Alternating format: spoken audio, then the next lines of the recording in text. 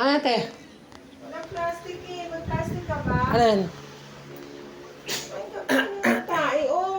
Bakit may pusa ba dito? Eh, kadiri eh. Kainis, gusto ko na lumipat dito. Ano, nung naan dito. Eh, tanggalin mo. Kung ang plastic doon. Tayo. Si Bastian na pagtanggalin mo. Basta ikaw na tumanggal. Kakatiri. Tain na may tae. Oh, tanggalin mo yung tayo, anak. Ano na yan tae? Tanggalin mo mga plastic doon. Basta, oh. Oh, Ah, Ay, nakapasok naman ang pusa dito. ha?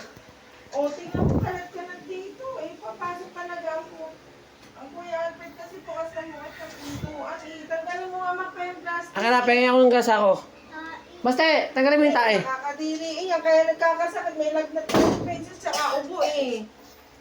Makmak naman ah. Apat ako sis. Saka pinapasok mo kasi ang pusa eh.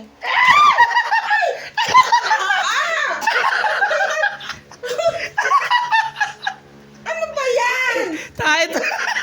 Inak, ano yan? Visit ka. Ay! Ano yan? Pwede! Tayo na.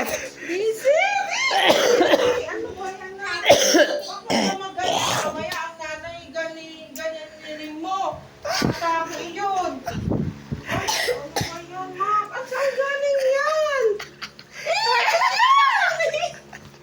Ay, saan galing? Alam mo kasi naglagay yung sinanay nga naglagay yung... Saan binili mo? Ano? Ano yun? Ano yun? Si Basta tsaka si nanay naglagay.